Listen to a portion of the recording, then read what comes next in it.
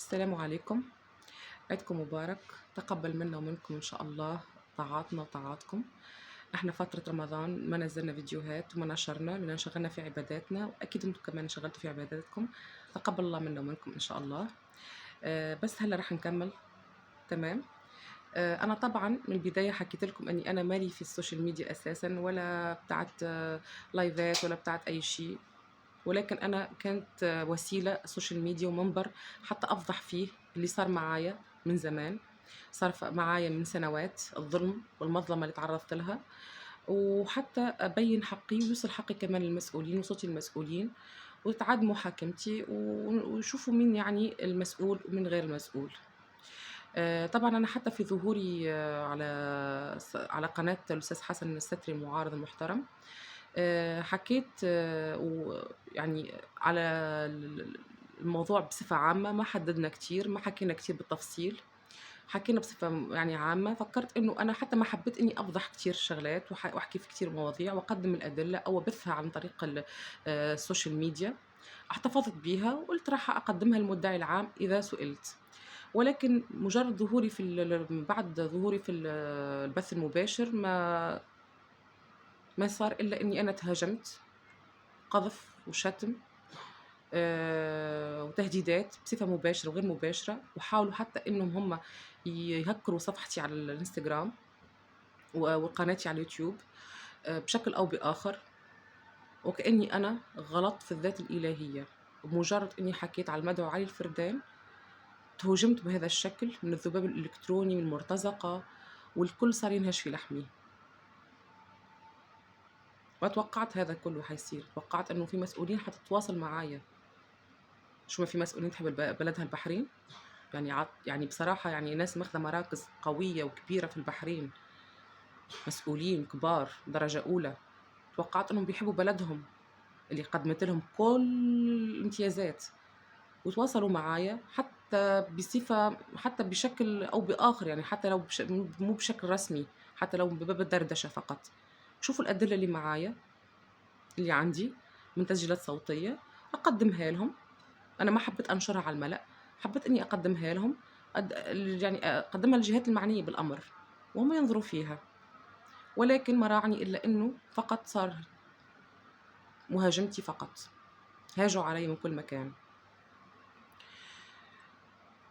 وتهديدات وقطع البث وحظر البث و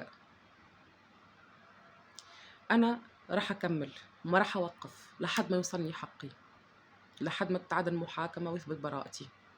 ما راح أوقف، لا يضيع حق وراه مطالب.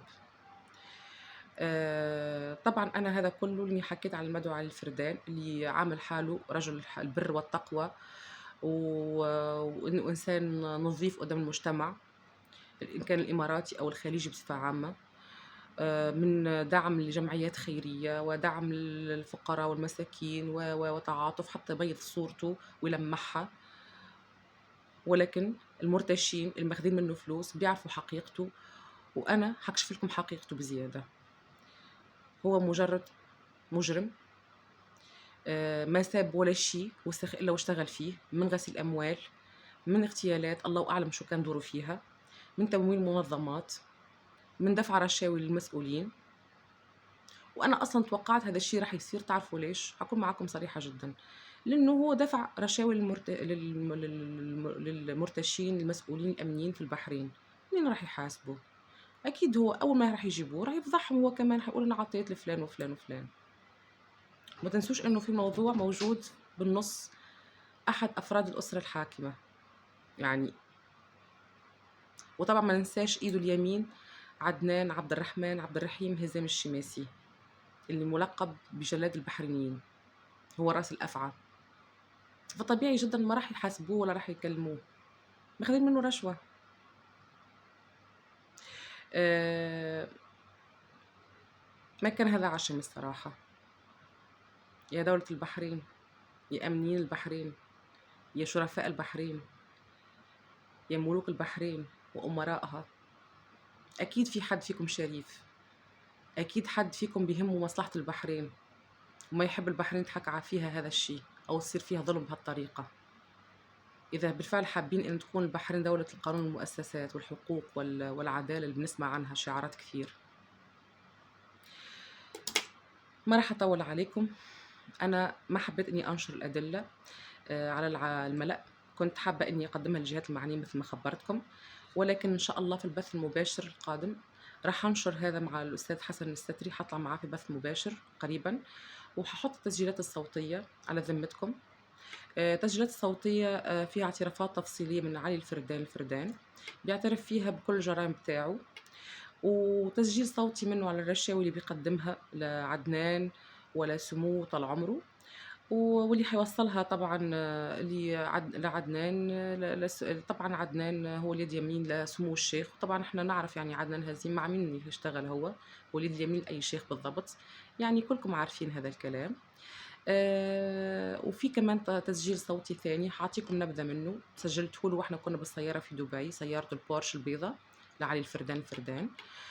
قال فيه انه هو ما راح يعطي لسمو الشيخ طال عمره، اكيد هو ذكر اسمه في التسجيل موجود، انه ما راح يعطيه اكثر من 20 مليون درهم، فقط انه ما عنده وقتها، قال ما عندي اكثر من هيك وما راح اعطيه اكثر من هيك، ما يحلم.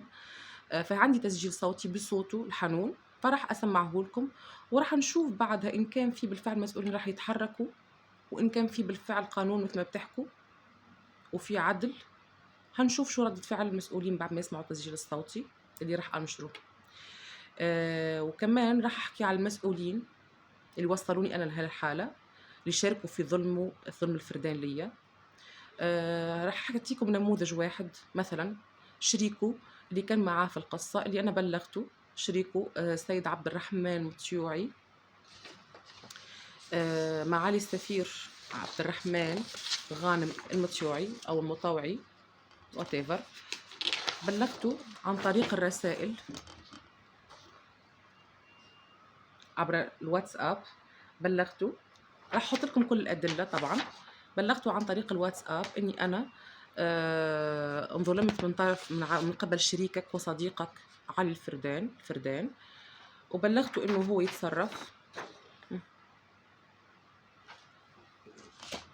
تمام، وبلغته انه هو يتصرف ويشوف حل في الموضوع بصفته يعني معالي السفير وزير سابق، يعني مسؤول في الدولة. فحبيت اني اخاطبه بشكل خاص وبين هو حتى هو يشوف موضوعي ويساعدني او يوصل صوتي للمسؤولين او يحققوا في الموضوع، ولكن اكتفى بالصمت وبعث لي رسالة عيني خير، وبعدين عمل لي بلوك. هذا الكلام من سنتين ولا حياة لمن تنادي. حابة أوجه رسالة للسيد عبد الرحمن المطيوعي غانم المطيوعي، يا معالي السفير، سكوتك هذا بعد ما أنا قدمت لك حالي وبعثت لك الأوراق اللي تثبت كلامي إني أنا وكيلة علي الفردان وإني معي أدلة، حتى ما سألت شو هي الأدلة ولا هو شو جرايمه. يا ترى سكوتك هذا عنه، هل أنت على دراية بيه وشو بيعمل بالضبط وبتحب إنك أنت تساعده وتتكتم عنه، ولا سكوتك هذا شو أفسره أنا بالضبط كمسؤول؟ والإمارات دولة الإمارات أعطتك امتيازات كبيرة، فكرت من باب الشكر لدولة الإمارات وخوفا على أمنها وأمانها، فكرت حتهتم بالموضوع وتتصرف بطريقة أو بأخرى. أنت أدرى، يعني أنت كمسؤول يعني أدرى بشؤون الدولة، بتعرف تتصرف في هالمواضيع، ولكن ما رعني منك إلا تهديدات إجتني من أشخاص ما بعرف مين بالضبط، تهديدات إني أنا ما أرجع أتواصل معك ولا أبعث لك أي شيء ولا أحكي معك. ما بعرف إذا هذول الناس من تبعك أو تبع علي الفردان، ما بعرف، بس لهالدرجة هي مشان المصالح المشتركة اللي بينكم تسترت وحميته؟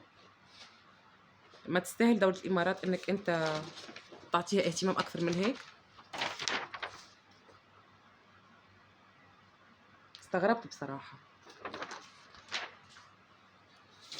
لا عتب على الغريب. وبالنسبة للسيد علي الفردان حابة أوجه لك رسالة وأقول لك إنه الله كبير، يوم الحساب لا ينفعك لا مال ولا بنون ولا صديقة ولا صاحب ولا محامي ولا أي شيء، كنا حنتحاسب عند ربنا.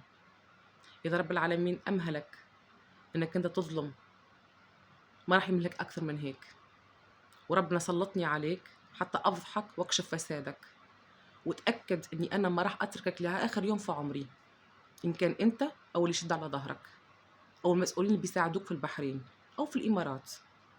بس بصراحة برافو عليك، ما كنت أعرف إنك أنت قادر تشتري هالضماير هي كلها، ضماير الناس بهالطريقة، ضماير المسؤولين، ما بعرف. ورسالتي للمسؤولين في البحرين اللي إن شاء الله حيشوفوني في البث المباشر قريبا مع الأستاذ الحر حسن الستري، يا ترى بعد ما تشوفوا انتوا تسمعوا بنفسكم تسجيلات الصوتية بصوت عالي الفردان وهو بيعترف بيها على نفسه عن تبييض أموال، عن تمويلات لمنظمات، لرشاوي وإلى آخره، يا هل ترى هتلتزموا بالصمت وتوصلكم تحويلات كالعادة بنكية ولا هتتصرفوا كيف بالضبط؟ الحرية ليكم، الكرة في ملعبكم، احنا وانتوا والرأي العام في النص هو الحكم.